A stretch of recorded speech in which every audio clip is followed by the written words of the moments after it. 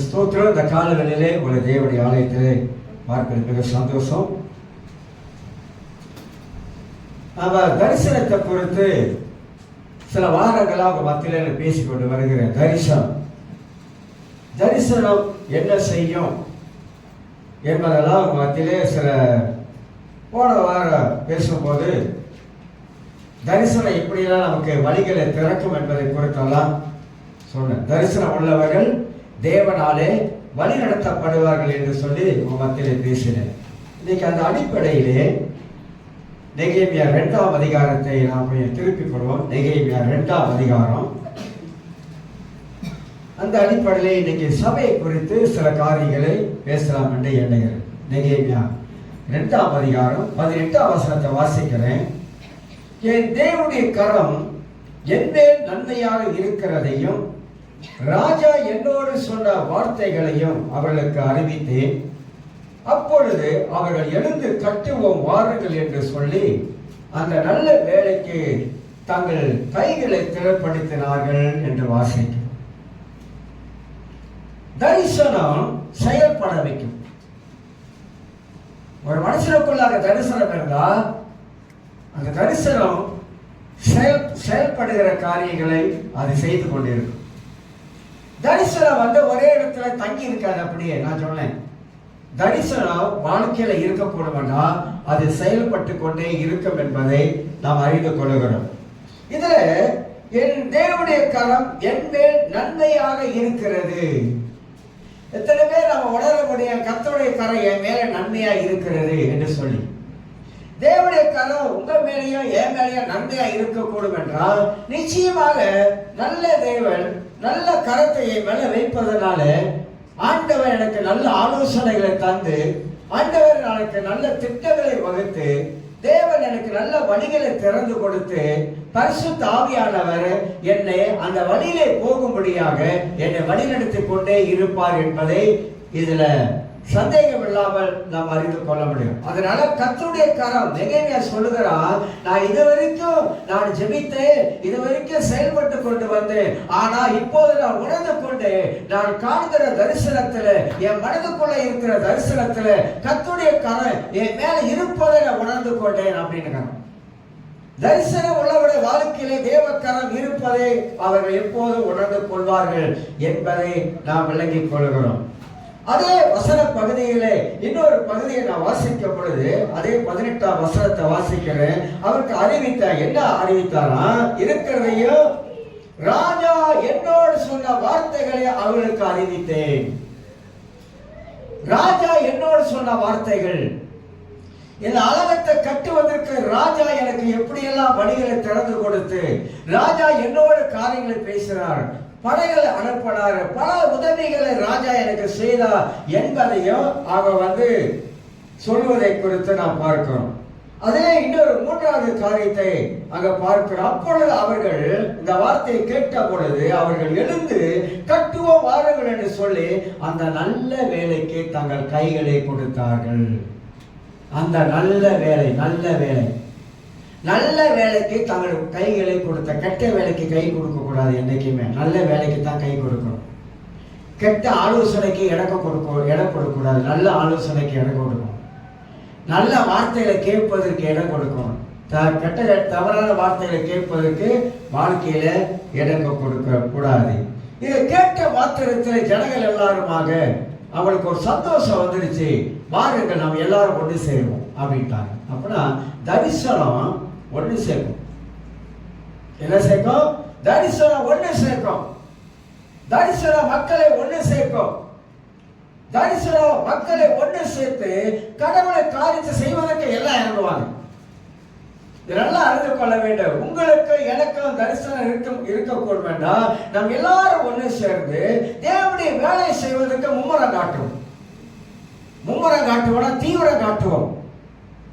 செயல்பட ஆரம்பிப்போம். கர்த்தருக்காக உழைக்கிற காரியத்துல நாம் செயல்படக்கூடிய மக்களாக நாம் காணப்படும். இதுல இருந்துதான் உங்க மத்தியிலே சில காரியங்களை பேச போகிறேன். சபையை குறித்து அடுத்த காரியங்களை 20 காரியங்கள் இருக்குது. தரிசனத்துல 20 காரியம் இருக்குது.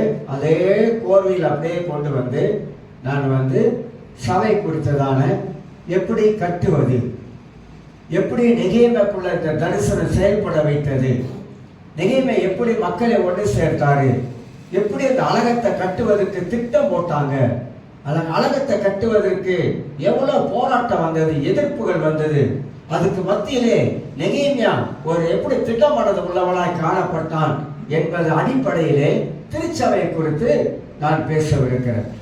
சபை குறித்த தேவனுடைய எண்ணம், சபை குறித்த தேவனுடைய திட்டம், இதை நமக்கு தெரியணும். பெரும்பாலுமாக சபைனா நம்ம பெரும்பாலுமாக என்ன நினைச்சிடறோம் அப்படின்னாக்கா, சபைனா நான் தான் சபை அப்படின்னு நினைக்கிறது இல்லை. சபைனா ஒரு கட்டடம் என்ற ஒரு அந்த மாதிரி எண்ணத்திலே நம்ம வளர்ந்துட்டோம். எங்க போறீங்க, சபைக்கு போறான் அப்படின்ற அந்த சபை என்ற வார்த்தை கட்டடத்தை குறிக்கிறதுனால அது நமக்கு ரொம்ப ஆழமா நம்மளோட மனதுக்குள்ள பதிஞ்சிருச்சு. ஆனா சபை என்பது நான் தான், இந்த சபைக்குள்ளாக தான், இது எனக்குள்ளாக தான் தேவன் இருக்கிறார், நான் ஒரு சபையா இருக்கிறேன் அப்படின்ற எண்ணம் நம் வாழ்க்கையில இல்லாம போனதுக்கு இந்த கட்டடத்தை நாம மனதுக்குள்ள கொண்டு வந்ததுனால.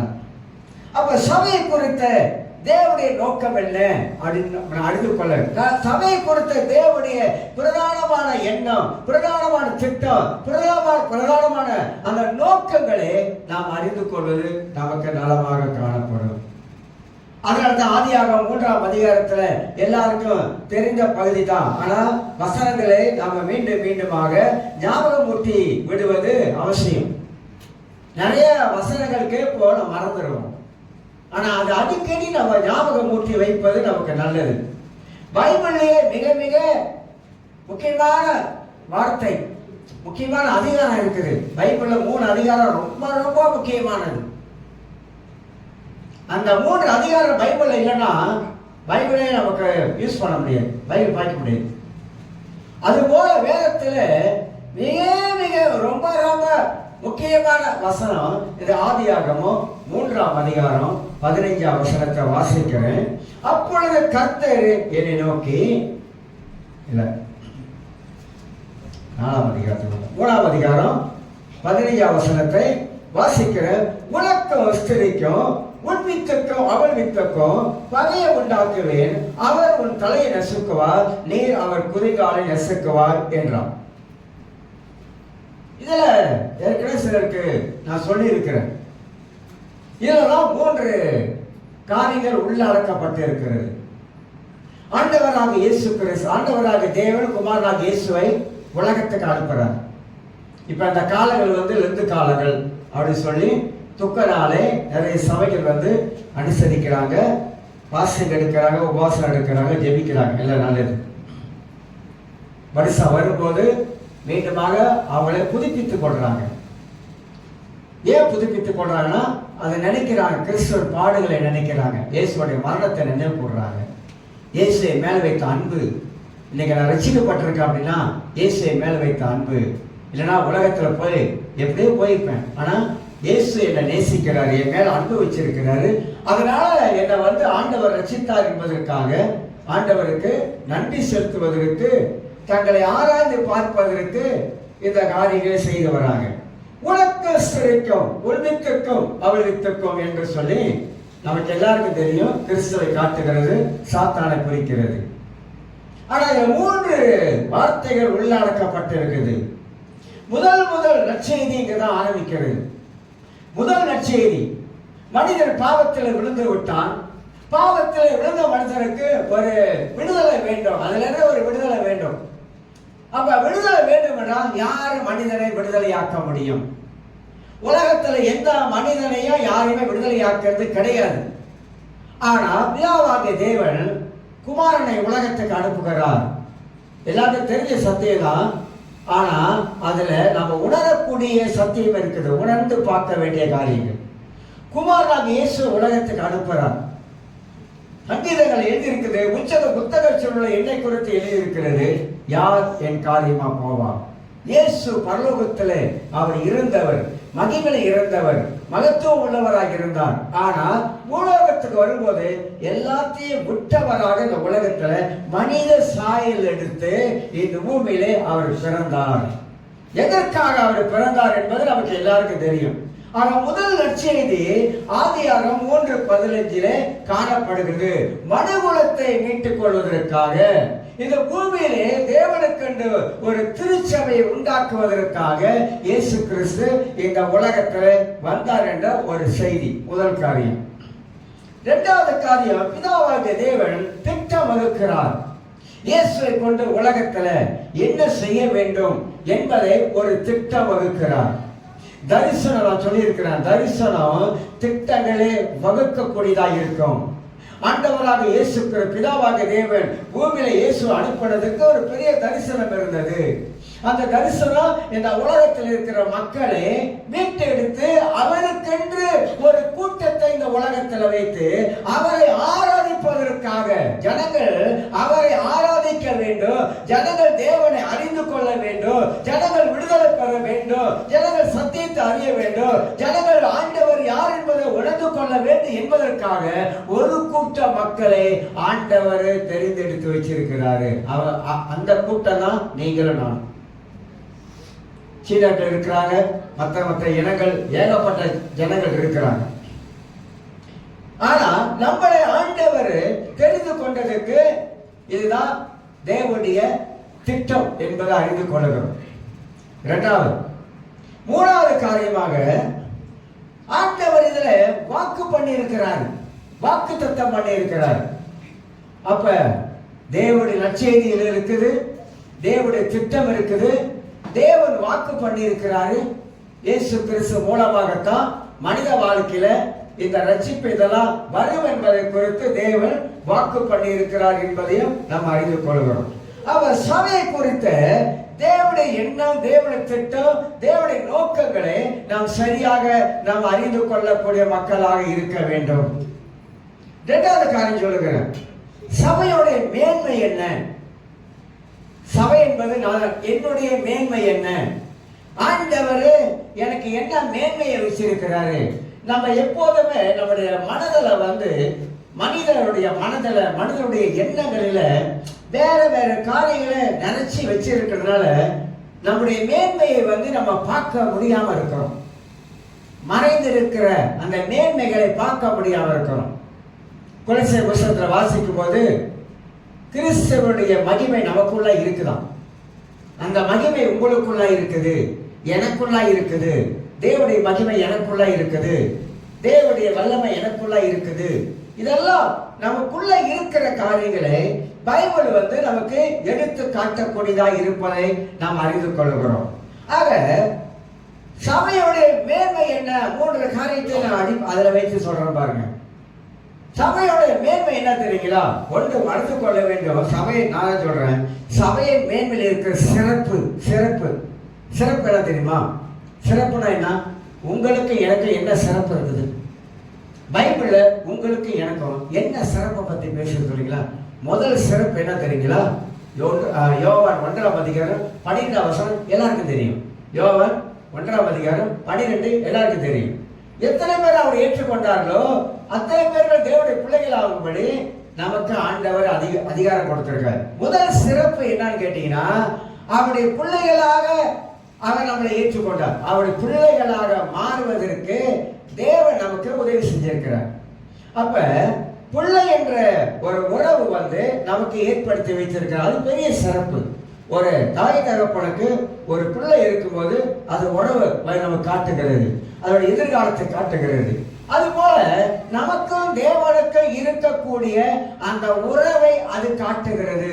உறவு ரொம்ப ரொம்ப அவசியம். மனித உறவு அவசியம், குடும்ப உறவுகள் அவசியம். அப்படி சொல்றோமா இல்லையா? குடும்ப உறவுகள்ல பிளவு இருக்குது, மனித உறவுகள்ல பிளவு இருக்குது. ஆனா தேவ உறவுல பிளவு இருக்கக்கூடாது.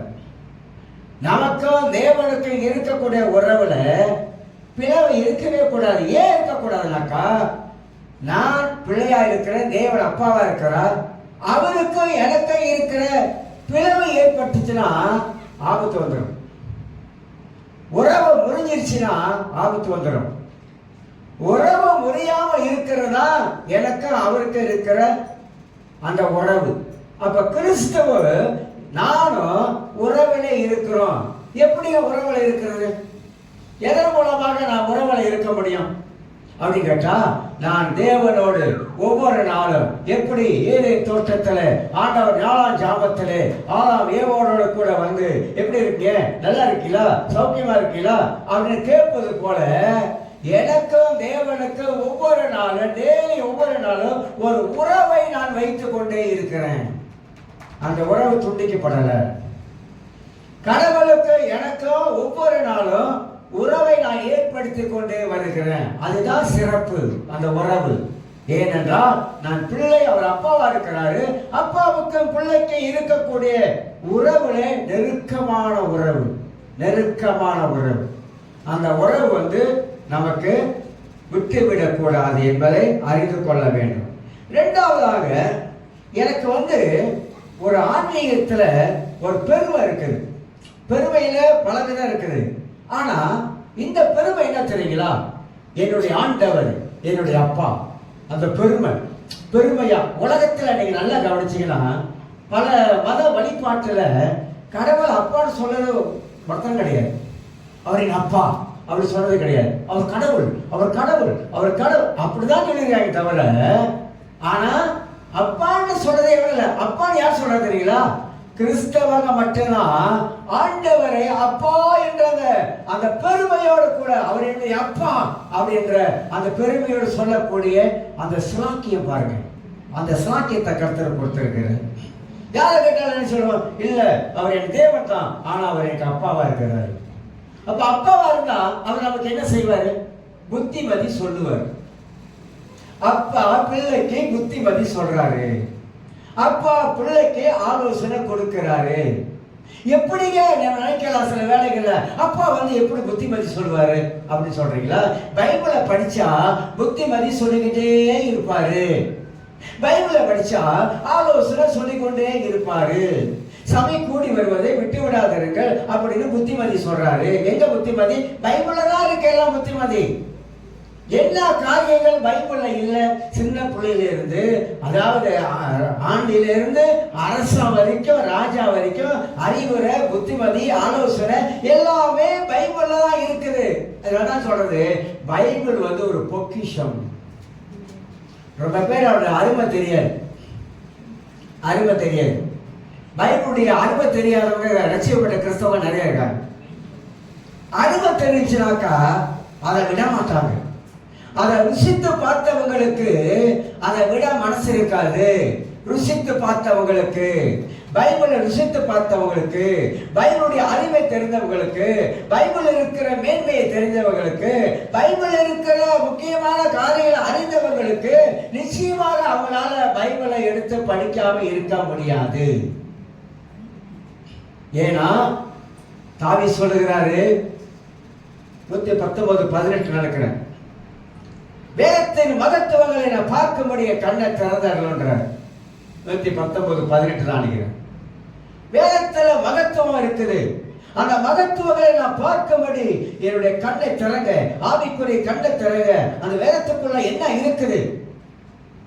வேதம் இன்னைக்கு படிக்கிறீங்க, தமிழ்ல படிக்கிறீங்க, ஆங்கிலத்தில் படிக்கிறீங்க, பல மொழிகள்ல இன்னைக்கு பைபிளை படிக்கிறீங்க. ஆனா பைபிளை மொழிபெயர்த்தவங்க எவ்வளவு கஷ்டப்பட்டாங்க தெரியுமா? ஜீகன் பால் எவ்வளவு கஷ்டப்பட தெரியுங்களா? தமிழை படிக்கிறதுக்கு எவ்வளவு கஷ்டப்பட்டாரு தெரியுங்களா? தமிழை மண்ணில் எழுதி கத்துக்கிட்டாரு தெரியுங்களா? அந்த தமிழ் வேற தமிழா இருந்தது. அதை அப்படியே திருத்தி இன்னைக்கு கையில கல்லுகண்ட மாதிரி அவன் கையில நல்லா படிக்கிறதுக்கு பைபிள் கொடுத்துருக்காங்க. ஏன் அதை உணர மாட்டோம்? ஏன் அதை உணர மாட்டோம்? ரட்சிக்கப்பட்ட கிறிஸ்தவர்கள் ஒரு காலத்துல கத்தோலிக்க மார்க்கத்தில் இருக்கும்போது பைபிளை கொண்டு வந்தியா? அதெல்லாம் கேள்வி கிடையாது. கைவீசு அம்மா கைவீசு, கடைக்கு போகலாம் கைவீசு, கைவீசு அம்மா கைவீசு, கடைக்கு போகலாம் கைவீசுன்னு கைவீசிட்டு போனோம். கையில பைபிள் கிடையாது. ஆனா அங்க ஃபாதர்லாம் யாரும் கேட்க மாட்டாங்க. ஆனா இன்னைக்கு அப்படி இல்லை. நம்ம ரட்சிக்கப்பட்டுட்டோம். ஆனா பைபிள் இன்னைக்கு நம்ம கையில கர்த்தர் கொண்டாந்து வச்சிருக்கிறாரு, கொடுத்திருக்கிறாரு. ஆனா அந்த பைபிள் இருக்கிற தாவீது சொன்னது போல அந்த அதிசயமான காரியங்கள், மகத்துவமான காரியங்கள், மகிமையான காரியங்களை பார்ப்பதற்கு இந்த கண்ணை திறக்கணும். இந்த மனக்கண்ணை திறக்கணும். இந்த மனக்கண்ணை திறச்சுனா பைபிள்ல உள்ள இருக்கிற நம்ம பார்க்கும்போது தான் நமக்கு தெரியும் நம்முடைய விசுவாசம் எந்த அளவுக்கு அதன் மூலமாக நம்மளால வளர்த்து கொள்ள முடியும். ஏன் அநேக கிறிஸ்தவருக்கு வளர்ச்சி இல்லை? என்ன காரணம்? ஏன் வளர்ச்சி இல்லை? ஏன் வளர்ச்சி இல்லை? எதனால வளர்ச்சி இல்லாம இருக்கிறாங்க? ஒரு பிள்ளைக்கு வளர்ச்சி இல்லைனாக்கா அது என்ன செய்யும்? அது பார்க்கறதுக்கு வித்தியாசமா. ஒரு கிறிஸ்தவனுக்கு வளர்ச்சி இல்லைன்னா அவன் எப்படி இருப்பாங்க? எல்லாம் மாம்சக்கிரிகள் பூரா 139 மாம்சக்கிரிகள் உள்ள இருக்கும். புரிஞ்சுங்களா? கிறிஸ்தவ வாழ்க்கை என்பது மாறுபட்ட வாழ்க்கை. கிறிஸ்தவ வாழ்க்கை ஒரு வித்தியாசமான வாழ்க்கை. கிறிஸ்தவ வாழ்க்கை மற்றவங்களை போல இல்ல. ஆனா கிறிஸ்தவ வாழ்க்கையை வாழக்கூடிய வாழ்க்கையை இயேசு கற்றுக் கொடுத்திருக்கிறார். அதனால நாம் நன்றாக அறிய வேண்டும். பெருமை, எனக்கு பெருமை, என்னுடைய அப்பா பரலோகத்தில் இருக்கிறாரு, என் பரம பிதா பரலோகத்தில் இருக்கிறாரு, அப்பா பிதாவென்று சொல்லக்கூடிய புத்திர சுவிகாரத்தின் ஆவியை எனக்குள்ள வச்சிருக்கிறார். பரிசுத்த ஆவியானவர் சொல்றாரு அவங்க அப்பா பரலோகத்தில் இருக்கிறார். அப்படி அந்த உரிமையை கொடுத்திருக்கிறார். பெருமை, எனக்கு பெருமை. யார் கேட்டான்னு சொல்றேன், எங்க அப்பா பரலோகத்தில் இருக்கிறார். பெருமை. இதெல்லாம் நம்ம சிந்திக்கணும், யோசிக்கணும். இதெல்லாம் எந்த புக்கிலையும் நீங்க படிக்க முடியாது. நான் சொல்றேன். மூணாவது ஒரு காரியம் இருக்குது, உயர்வு. உயர்வு உயர்வுனா என்ன தெரியல? உயர்வு பணத்துல உயர்வு, படிப்புல உயர்வு, அதை மட்டும் நான் சொல்ல வரல.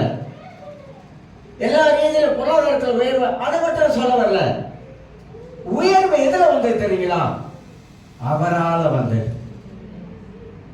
நான் எங்கேயோ இருந்தேன், எப்படியோ வாழ்ந்தேன், எப்படியோ ஜீவித்தேன்.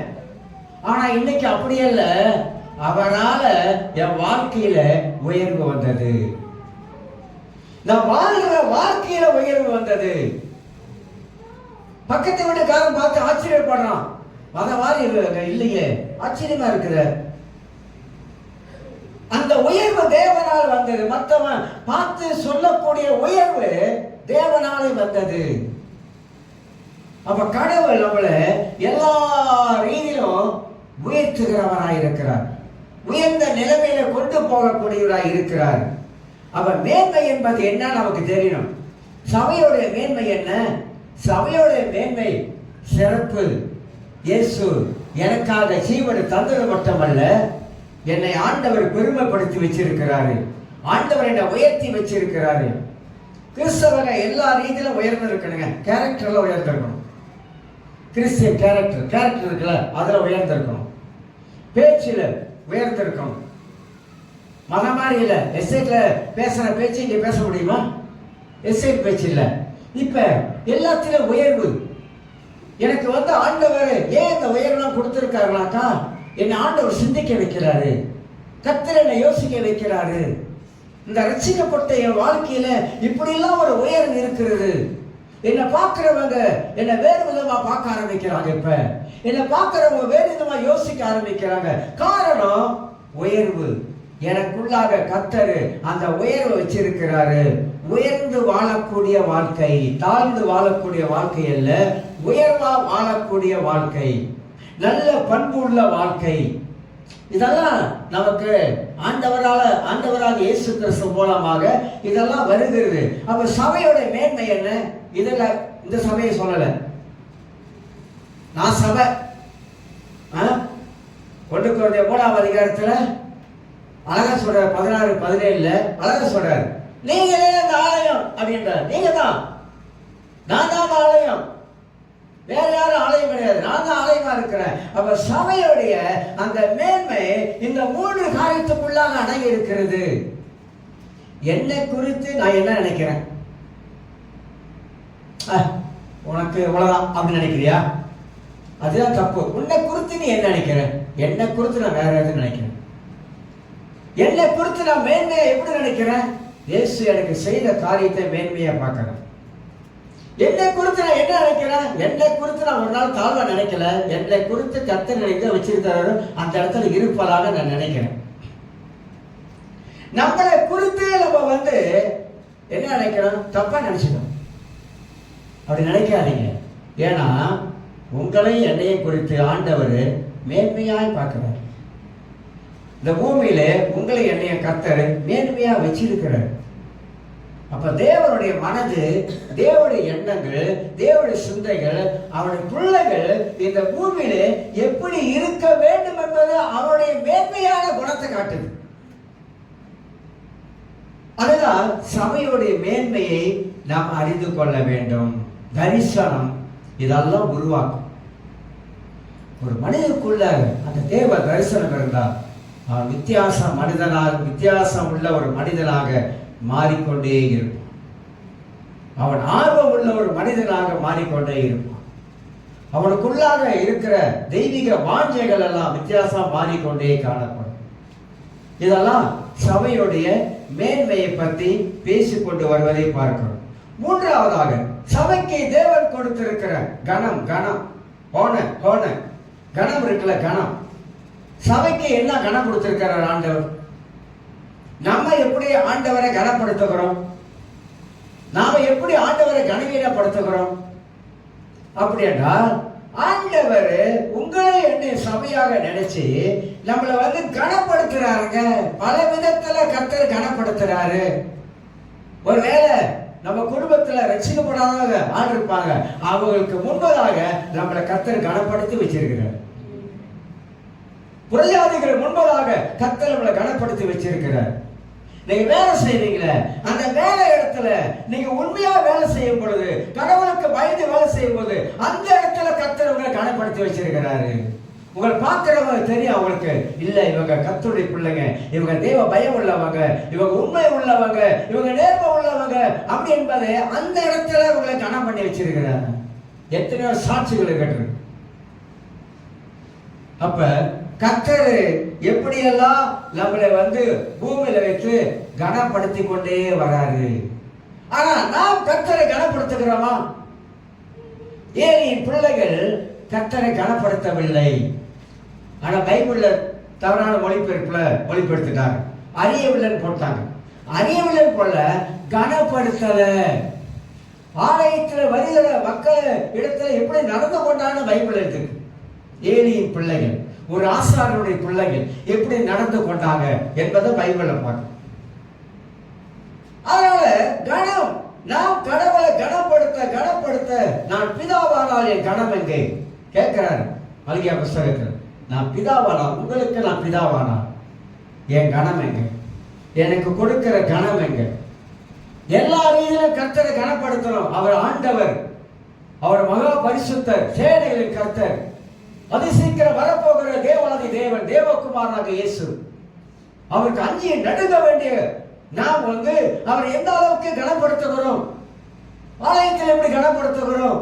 ஆலயத்தில் எப்படி கனப்படுத்துகிறோம்? எல்லா ரீதியிலும் கர்த்தரை நாம் கனவீனப்படுத்தினால் நிச்சயமாக ஒரு நாள் நாம் கனவீனப்பட்டு போவோம். ஆனா நாம் கடவுளை கனப்படுத்த கர்த்தர் நம்மளை கனப்படுத்தி கொண்டே வருவாரு. நல்லா அறிந்து கொள்ளணும். நல்லதுக்கு சொல்றேன், நன்மைக்கு சொல்றேன். அதனால சபை என்பது ஆண்டவர் என்ன செய்யறாரு?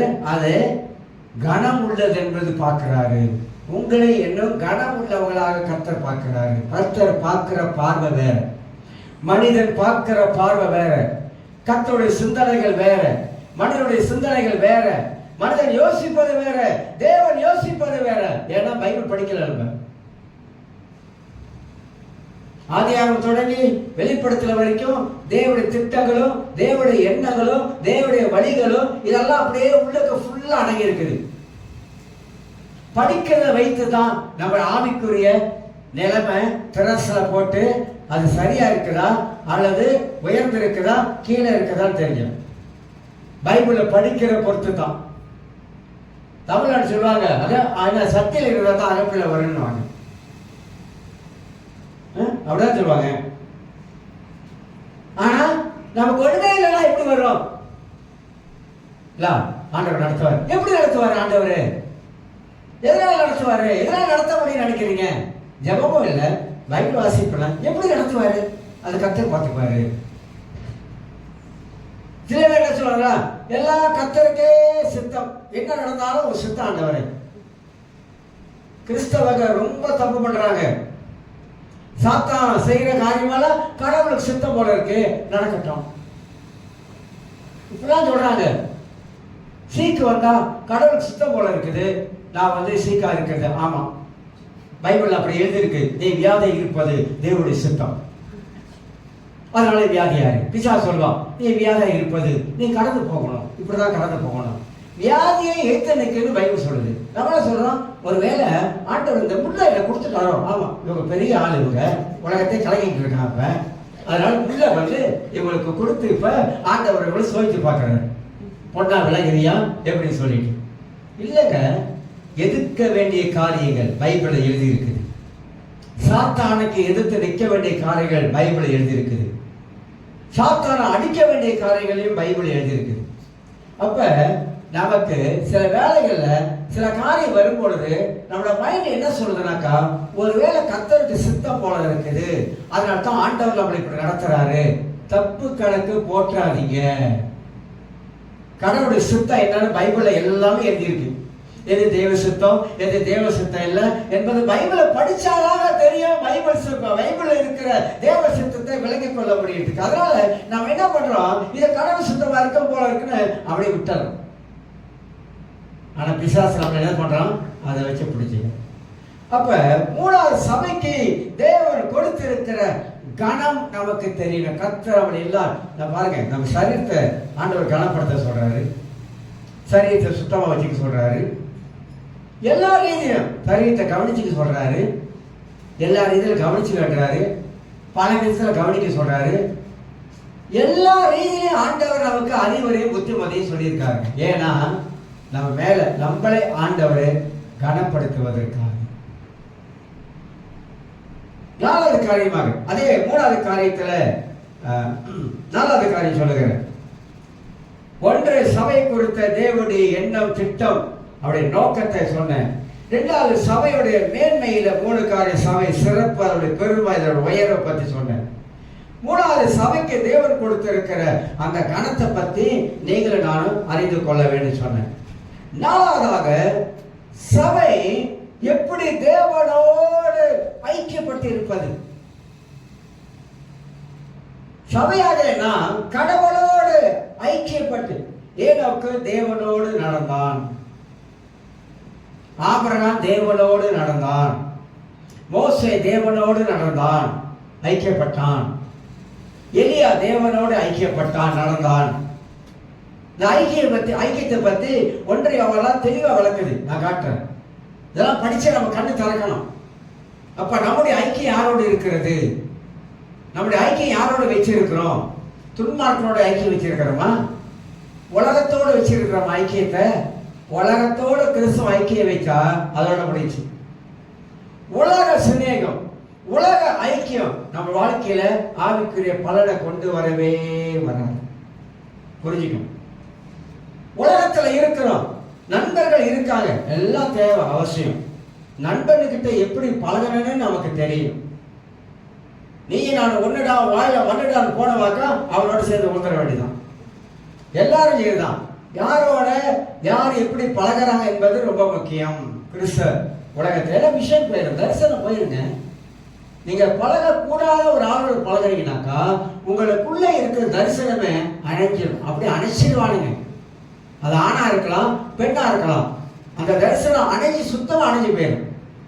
எல்லாரும் கிறிஸ்தவ உலகத்துல, ஊழியக்கார உலகத்திலும், விசுவாசிய உலகத்திலும் சரி, இது ரொம்ப அவசியமானது. சேரக்கூடாத ஆளோட நாம் சேர ஆரம்பிச்சோமா நம்ம தரிசனம் மங்கிரும்.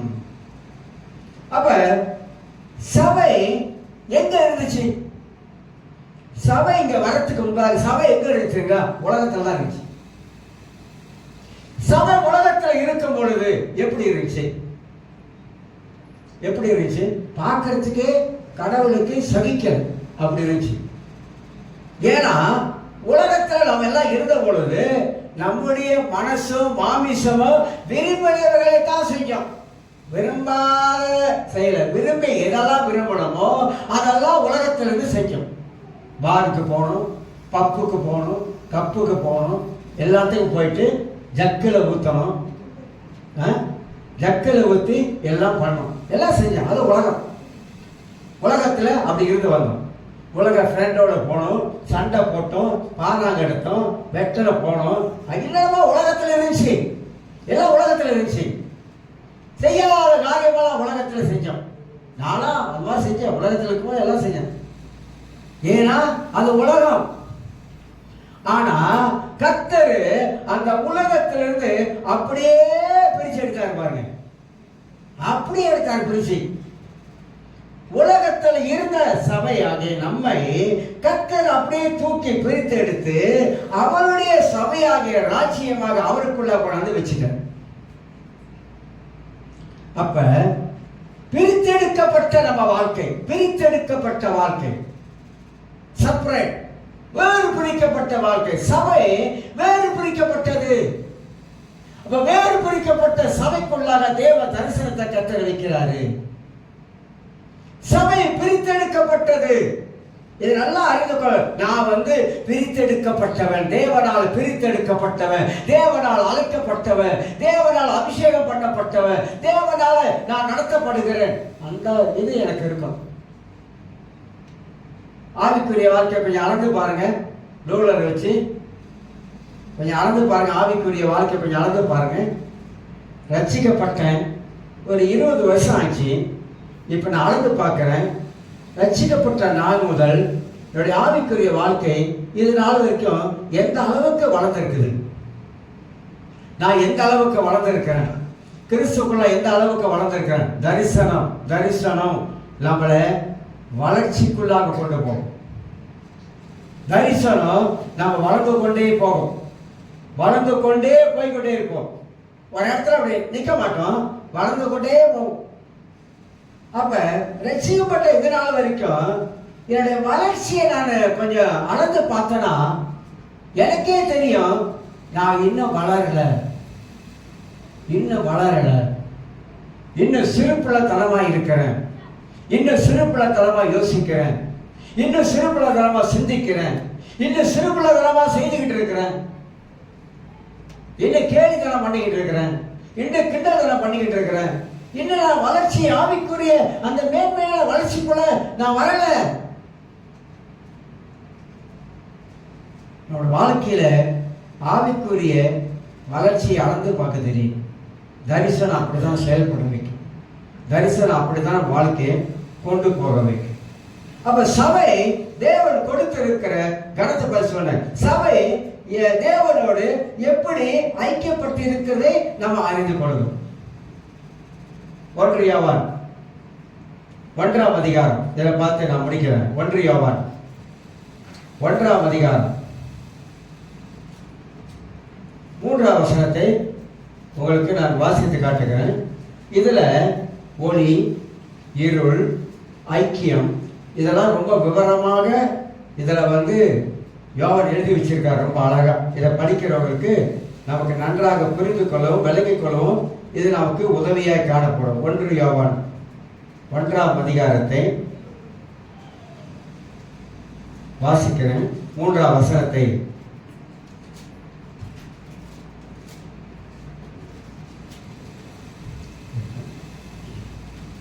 ஓகே.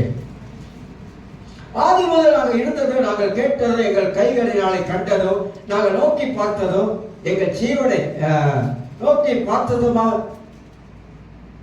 எங்கள் கைகளினாலே தொட்டதுமா இருக்கிற ஜீவ வார்த்தையை கொடுத்து உங்களுக்கு அறிவிக்கிறோம் அப்படின்னு யோவான் ரொம்ப அழகா மேல ஆரம்பிக்கும் பொழுது ஆதி முதல் இருந்ததும் அப்படின்னு ஆரம்பிக்கிறார். ஆரம்பிச்சுட்டு அப்படியே வராரு. 3ஆம் வசனத்தை வாசிக்கிறேன். நீங்கள் எங்களோடு ஐக்கியமுள்ளவர்களாக இருக்கும்படி நாங்கள் கண்டு கேட்டும் இருக்கிறதை உங்களுக்கு அறிவிக்கிறோம். அவருடைய குமாரனாக இயேசு கிறிஸ்துவோடும் இருக்கிறது எங்களோட ஐக்கியம் சொல்லிட்டு நீங்க பாருங்க. 5ஆம் வசனம், தேவன் ஒளியா இருக்கிறார், அவர்கள் எவ்வளவு வேலை இருள் இல்லை. இதை நாங்கள் அவரிடத்தில் கேட்டு உங்களுக்கு அறிவிக்கிற விசேஷமா இருக்குது. 6ஆம் வசனம், நாம் அவரோடு ஐக்கியப்பட்டவர்கள் என்று சொல்லியும் இருளிலே நடக்கிறவர்களாக இருந்தால் சத்தியத்தின்படி நடவாமல் பொய் சொல்லுகிறவர்களாக இருந்தோம். நான் இயேசுவோடு ஐக்கியப்பட்டு இருக்கிறேன், நான் அவரோடு நடக்கிறேன் அப்படின்னு சொல்லிட்டு இருள்ல வாழ்வா. இருள் என்ன அர்த்தம்? பாவத்திலே நான் வாழ்ந்து கொண்டிருந்து அவரோட நடக்கிறேன், அவரோட ஐக்கியப்பட்டிருக்குன்னு சொன்னாக்கா நீ உண்மையை சொல்லல, நீ என்ன சொல்ற? பொய் சொல்லுகிற. சத்தியத்தின்படி நடவாமல் நீ பொய் சொல்லுகிற ஆளாக இருக்கிற. 7ஆம் வசனத்துல அவர் ஒளியா இருக்கிறது போல நாம ஒளியிலே நடந்தா ஒருவரோடு ஒருவர் ஐக்கியப்பட்டிருப்போம். அவருடைய குமாரனாக இயேசு கிறிஸ்து ரத்தம் சகல பாவங்களை நீக்கி நம்மை சுத்திகரிக்கும். வசனம் எவ்வளவு அழகா தெளிவாக நமக்கு விளக்குறது. சபையாகிய நாம் அவரோடு கூட நாம் ஐக்கியப்பட்டு இருந்தாக்கா இருள் நமக்குள்ள இருக்காது. பாவம் நமக்குள்ளாக வருவதற்கு வாய்ப்பு கிடையாது. ஏன்னா ஐக்கியம் தேவனோடு கூட நமக்கு இருக்கு.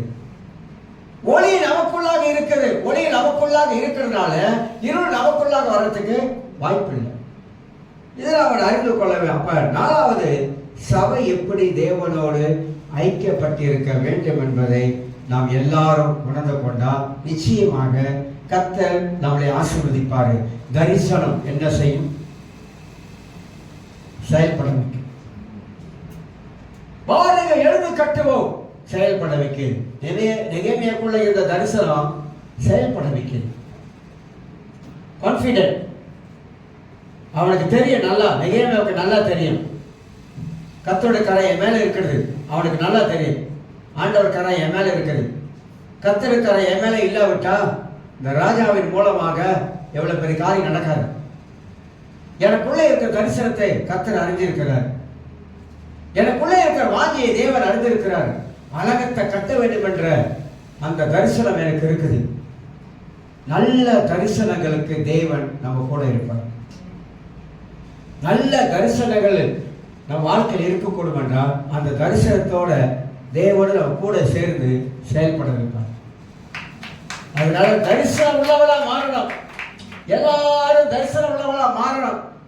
இப்படிதான் வாழ்வேன், இப்படிதான் இருப்பேன், இப்படிதான் வேலைக்கு போவேன், வருவேன், போவேன், வருவேன், இப்படிதான் அப்படின்னாக்கா வாழ்க்கை அப்படிதான். தேகட தண்ணியில முட்டையில தேகட தண்ணி எப்படி இருக்குதா அந்த மாதிரி தான். ஆனா வாழ்க்கையில இப்படி இருக்க மாட்டாங்க. வாழ்க்கையில இப்படி இருக்கணும், நான் இப்படிதான் இருக்கணும், இந்த வாழ்க்கையில இப்படிதான் செய்யணும், ஆண்டவருக்காக நான் எழுப்பணும், ஆண்டவருக்காக காரியம் செய்யணும், சின்ன காரியமா பெரிய காரியமா கர்த்தருக்காக செய்யணும் அப்படின்ற ஒரு தரிசனம் வந்துருச்சுனாக்கா, அவர் என்ன வந்துருச்சுன்னா கர்த்தர் அதோடு கூட சேர்ந்துக்குவார் நம்ம கூட. அப்ப ஆண்டவருக்காக செய்ய வேண்டிய காரியத்துல நாம் இறங்கும் பொழுது கர்த்தர் செய்ய வேண்டிய காரியத்தை நமக்கு தாராளமாக செய்வார். எல்லாரும் எழுந்திருக்கோம்.